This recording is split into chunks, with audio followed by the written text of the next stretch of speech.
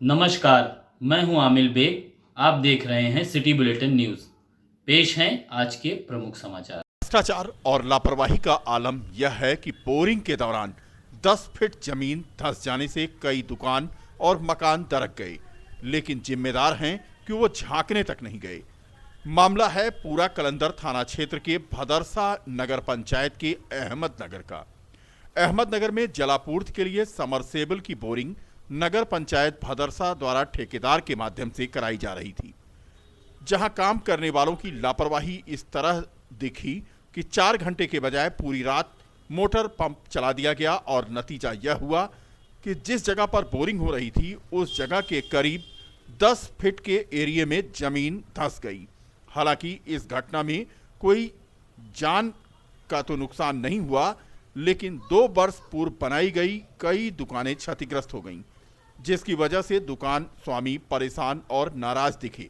खास बात तो यह है कि न चेयरमैन और न ही अधिशासी अधिकारी ने घटनास्थल पर पहुंच करके जिम्मेदारों के खिलाफ कार्रवाई के लिए कोई बात कही। तस्वीरें आप देख सकते हैं, दरक गए लोगों के मकान और उनके जीने। आक्रोश यहां पर बढ़ गया।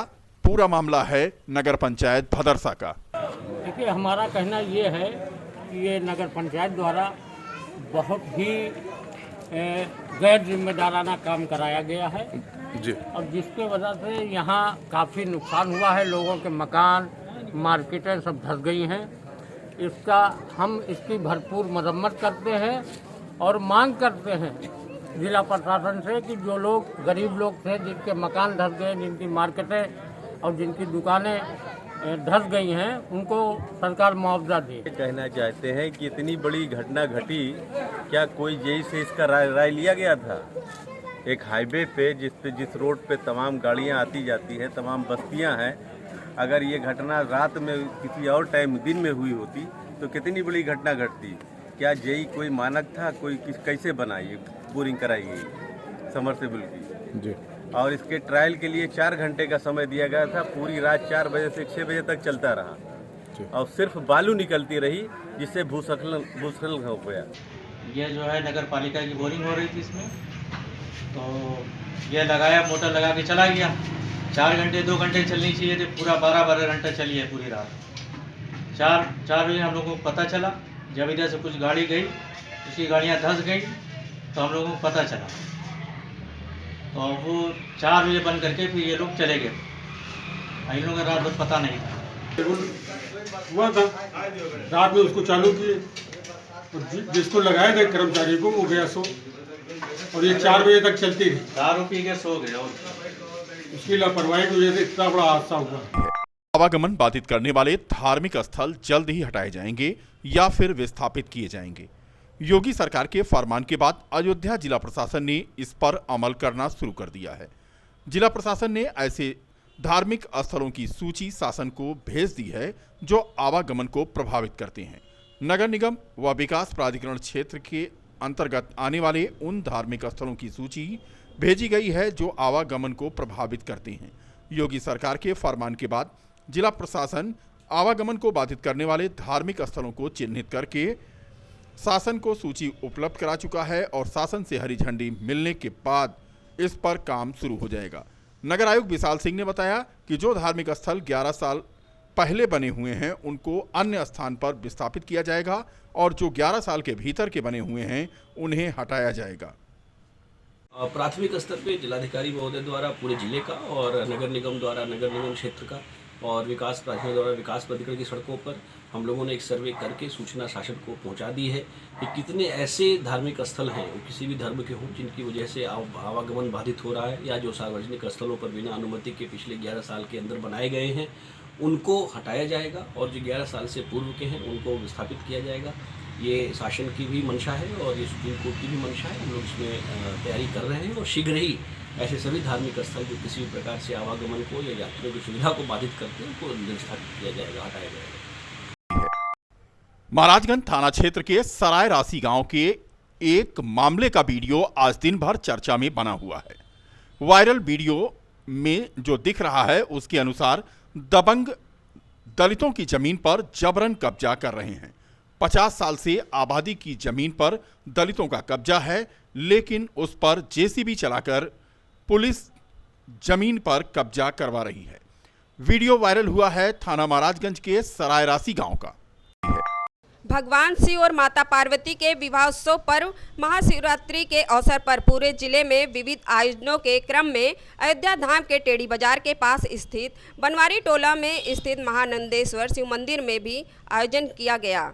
यहां आयोजित कार्यक्रम के अंतिम दिन यानी शनिवार की रात जागरण का आयोजन हुआ, जिसमें मोहल्ले के सभी बच्चों द्वारा एक से बढ़कर एक मनमोहक प्रस्तुतियां हुई, जिसे देख श्रोता मंत्रमुग्ध हो गए।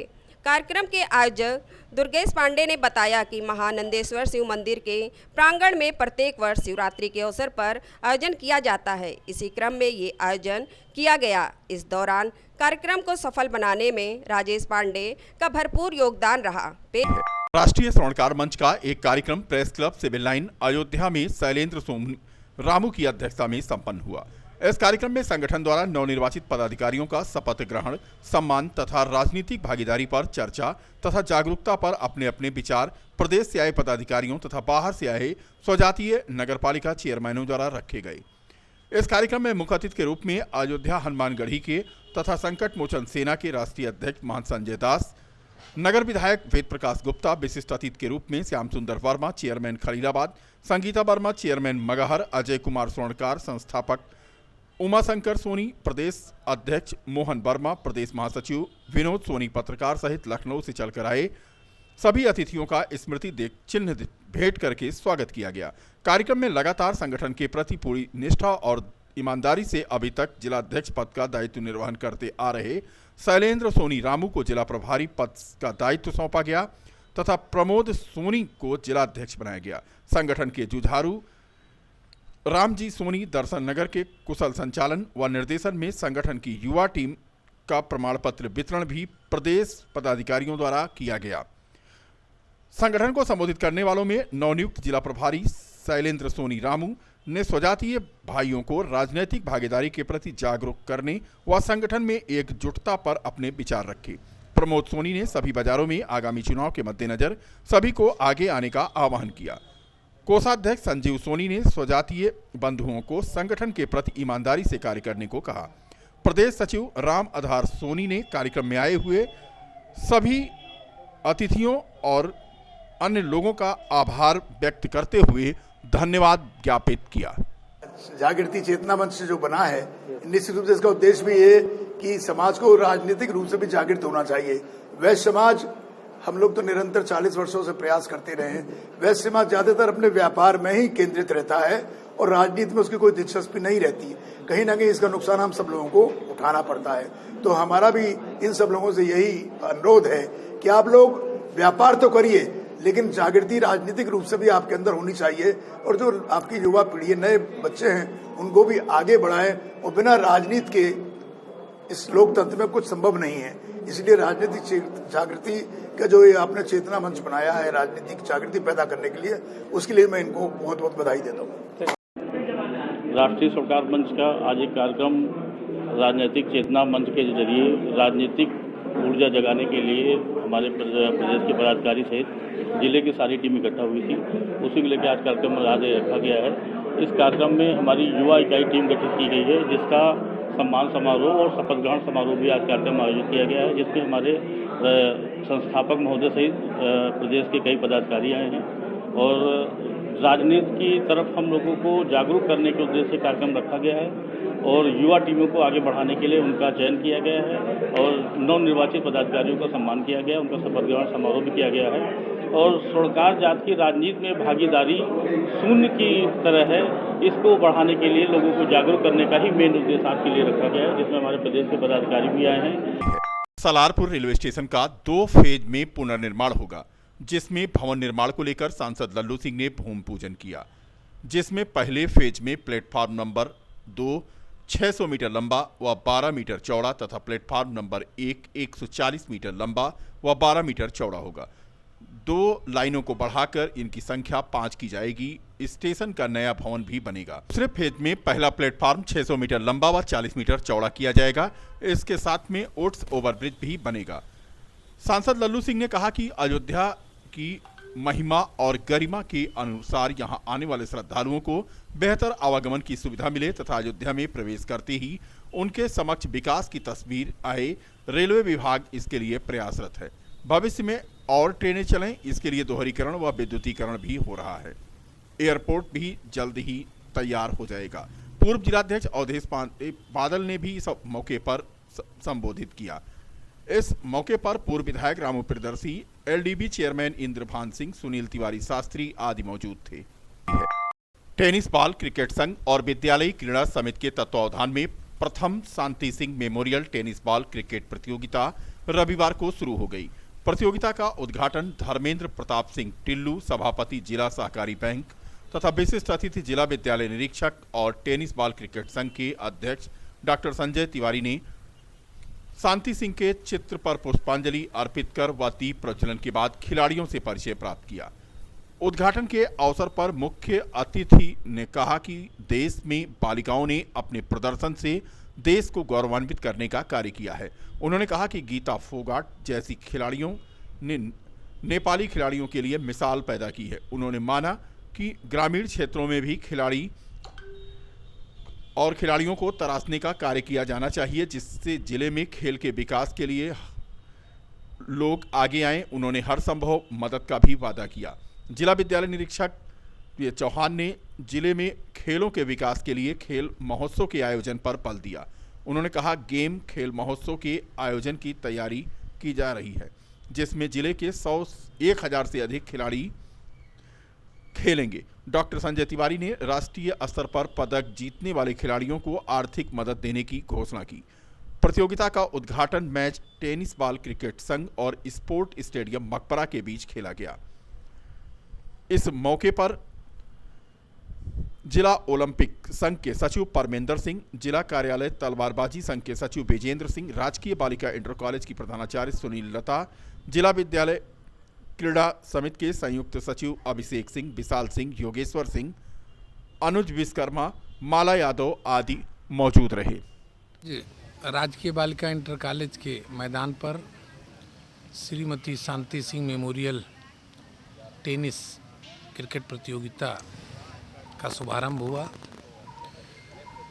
आयोजनकर्ताओं को आयोजन के लिए धन्यवाद देना चाहेंगे और खिलाड़ियों को शुभकामना देंगे कि वो अच्छा खेलें और खेल भावना से आगे जीवन में अपने अपने निर्धारित क्षेत्रों में आगे बढ़ें। वो एक अवसर प्रदान कर रहे हैं कि वे इस मैदान में अक्सर प्रैक्टिस किया करते हैं और ज़िले में जितने भी स्कूल हैं जहाँ जहाँ प्रतिभाएं छिपी हैं उनको हम बाहर लाने का प्रयास कर रहे हैं। उसी कड़ी में ये जो टेनिस क्रिकेट ये प्रतियोगिता का आयोजन किया गया है और हमारा प्रयास रहेगा कि बच्चे आगे बढ़ें और हम उनको काफ़ी ऊपर तक ले जाएं, क्योंकि लास्ट ईयर आपको अवगत कराना चाहेंगे कि इन्हीं बच्चों में से 5 बच्चे हमारी अंतर्राष्ट्रीय टीम है उसमें चयनित हुए थे, तो हमारा मनोबल भी काफ़ी ऊंचा है।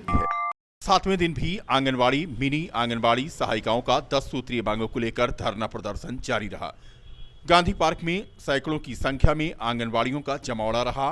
आंगनवाड़ियों का कहना है कि आज एक हफ्ता धरना प्रदर्शन करते हुए हो गया, लेकिन सरकार ने उनकी मांगों पर विचार नहीं किया।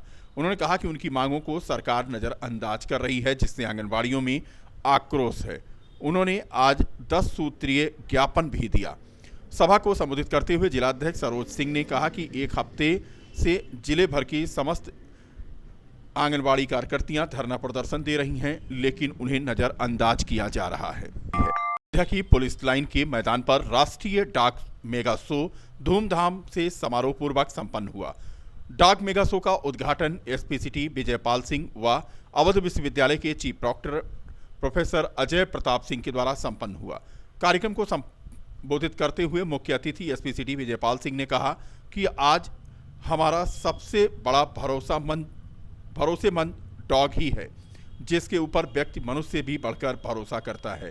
उन्होंने सभी से अपने घरों में पालतू जानवरों को पालने की गुजारिश की। कार्यक्रम की प्रशंसा भी उन्होंने किया।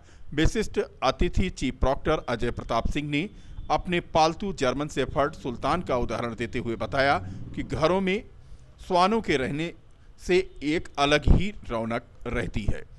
फैजाबाद कैनवस क्लब और यूनाइटेड कैनवस क्लब यूएस से संबंधित अध्यक्ष मिर्जा सादिक हुसैन व सचिव कोसिन चियान ने आए हुए सभी अतिथियों का धन्यवाद ज्ञापित किया है।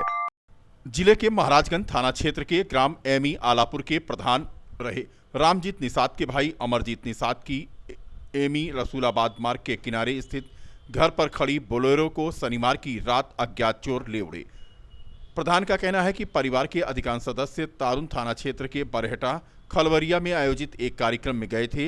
रात करीब 11 बजे परिवार के सदस्य जब लौटे उसी वाहन से तो 12 बजे के करीब जग रहे थे, लेकिन इसके बाद जैसे ही वह सो गए, जब सुबह उठे तो देखा कि उनकी बोलेरो गायब थी। फिलहाल पुलिस को तहरीर दे दी गई है। बहुजन समाज पार्टी के प्रदेश अध्यक्ष उत्तर प्रदेश अनिल राजभर का स्वागत रविवार को पूरा तृतीय जिला पंचायत सदस्य पद प्रत्याशी पूनम यादव के प्रतिनिधि वर्तमान जिला पंचायत सदस्य रहे बसपा नेता राम केवल यादव ने पूरी गर्मजोशी के साथ नेशनल हाईवे दराबगंज स्थित रामू रसोई के पास किया। इस संबंध में जानकारी देते हुए श्री यादव ने बताया कि बसपा के नवनिर्वाचित प्रदेश अध्यक्ष अनिल राजभर अकबरपुर में राजधानी लखनऊ में सोमवार को 15 तारीख को आयोजित होने वाले काशीराम के परिनिर्वाण दिवस के कार्यक्रम में शामिल होने जा रहे थे और इस मौके पर उनके द्वारा समर्थकों की मौजूदगी रही और उन्होंने उनका स्वागत किया। माननीय राजभर साहब, जिसको माननीय बहन जी ने पार्टी के संगठन में प्रदेश का पूरा प्रभार दिया है और कल 15 तारीख को माननीय कांशीराम साहब के परम दिवस में तैयारी के सिलसिले में हम लोगों ने उनका स्वागत किया और उनको अवगत कराया कि हम लोग पूरी ताकत से 15 तारीख को लखनऊ चलने का कार्य करेंगे हर विधानसभा से। उसी तैयारी सिलसिले में हमारी उनकी बात हुई और उन्होंने कहा पूरी ताकत से कल के कार्यक्रम में आप लोगों की सहभागिता पूर्ण रूप से रहेगी। नौजवान हो और नौजवान जिधर चलता है उधर पूरा देश चलता है। हमको प्रदेश अध्यक्ष ने अच्छा सुझाव दिया और हम कल की तैयारी बखूबी निभाएंगे।